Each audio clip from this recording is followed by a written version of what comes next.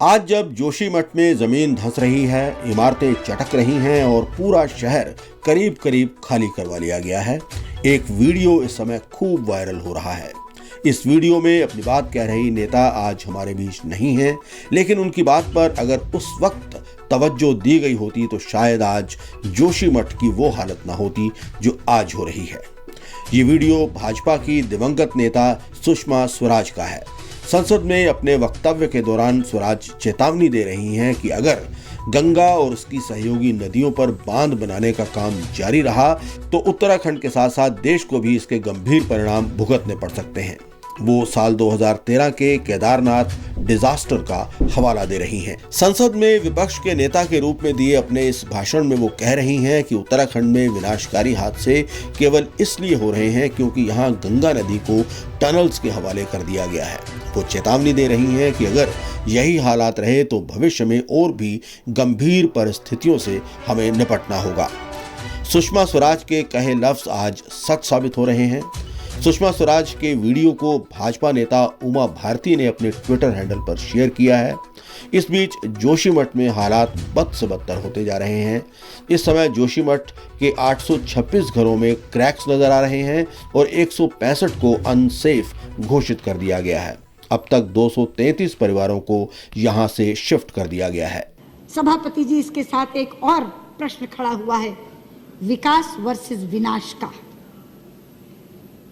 उत्तराखंड में विकास के नाम पर जो होड़ लगी, प्रकृति से छेड़छाड़ करने की, पर्यावरण को प्रदूषित करने की, नदियों पर बांध बनाने की, ये उसका नतीजा है। हम किसके लिए विकास कर रहे हैं?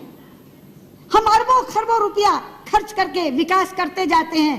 प्रकृति एक दिन क्रोधित होती है और ऐसी विनाश लीला करती है कि सब कुछ तबाह कर जाती है। कब आंखें खुलेंगी हमारी? क्या इस त्रासदी के बाद भी नहीं? क्या इस आपदा के बाद भी नहीं? वहां एक धारी देवी का मंदिर है। उत्तराखंड की रक्षक कहा जाता है उनको। उत्तराखंड की रक्षक देवी धारी देवी। उन धारी देवी के ऊपर भी एक विद्युत परियोजना चल रही है, जिसमें धारी देवी को जलमग्न करने की योजना थी। हमारी पार्टी की नेत्री उमा भारती एड़ी चोटी का जोर लगा रही थी उस धारी देवी को बचाने के लिए। एक एक के घर जाती थी। आडवाणी जी के नेतृत्व में प्रतिनिधिमंडल लेकर के, मुझे साथ लेकर के प्रधानमंत्री जी के पास गई थी। पर्यावरण मंत्री से सैकड़ों बार मिली थी। हमें प्रधानमंत्री जी ने आश्वस्त किया, हमें पर्यावरण मंत्री ने आश्वस्त किया, किसी भी कीमत पे धारी देवी वहां से हटाई नहीं जाएंगी। धारी देवी की मूर्ति अलग है, मगर धारी देवी वो शिला है जिस शिला को बचाने के लिए हम कह रहे थे। लेकिन सभापति जी, आप जानते हैं ये मात्र संयोग नहीं है। मैं सदन के लोगों को बताना चाहती हूँ, उधर 16 जून को धारी देवी जलमग्न हुई। उसी दिन धारी देवी जलमग्न हुई और इधर केदारनाथ में जल प्रलय आया, जो ऐसा जल प्रलय आया जो हजारों जिंदगियों को लील गया, जो एक विनाश की लीला करता हुआ चला गया। हमारे शास्त्रों में एक श्लोक है, अपूज्याम यत्र पूज्यन्ते पूज्यानां तु व्यतिक्रमा त्रीणि तत्र भविष्यन्ति दुर्भिक्षम मरणम भयम। जहां अपूज्य लोगों की पूजा होती है मगर पूज्यों का तिरस्कार होता है, वहां 3 चीजें घटती हैं, अकाल, मौत और भय। ये वहां की पूज्या उत्तराखंड की रक्षक देवी धारी देवी का तिरस्कार हुआ और तीनों चीजें आ गई। लोग भुखमरी से भी मर रहे हैं, मौत का भी तांडव हो रहा है और भय भी वहां व्याप्त है।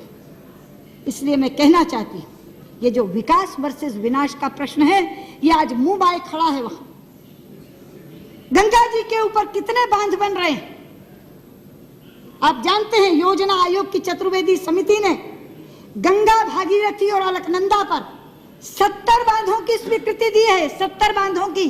आज रेवती रमन जी यहां बैठे नहीं है, 2-2 बार चर्चा कराई है इस सदन में उन्होंने। हम सब सांसदों को साथ लेकर प्रधानमंत्री जी के पास जाते हैं। सभापति जी, गंगा हमारे लिए साधारण नदी नहीं है, गंगा हमारे लिए मां है। पता नहीं आप उस दिन थे सेंट्रल हॉल में कि नहीं, मुझे आश्चर्य मिश्रित हर्ष हुआ था। इतना हर्षित हुआ था मन जापान के प्रधानमंत्री ने केंद्रीय कक्ष में संसद के दोनों सदनों के सांसदों को संबोधित करते हुए जब गंगा जी का नाम लिया था तो गंगा मैया कहा था।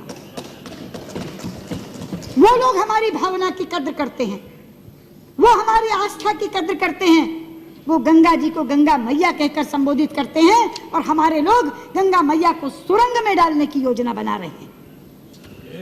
गंगा जी की धारा अविरल बहे, गंगा जी की धारा निर्मल बहे, इसके लिए हम लोग प्रयास में लगे हुए हैं। लेकिन गंगा जी को जो लोग सुरंग में डालना चाह रहे हैं, उस उत्तराखंड के लोगों को इस तरह की आपदाएं सहनी पड़ रही हैं जिसका शिकार पूरे का पूरा देश बनता है।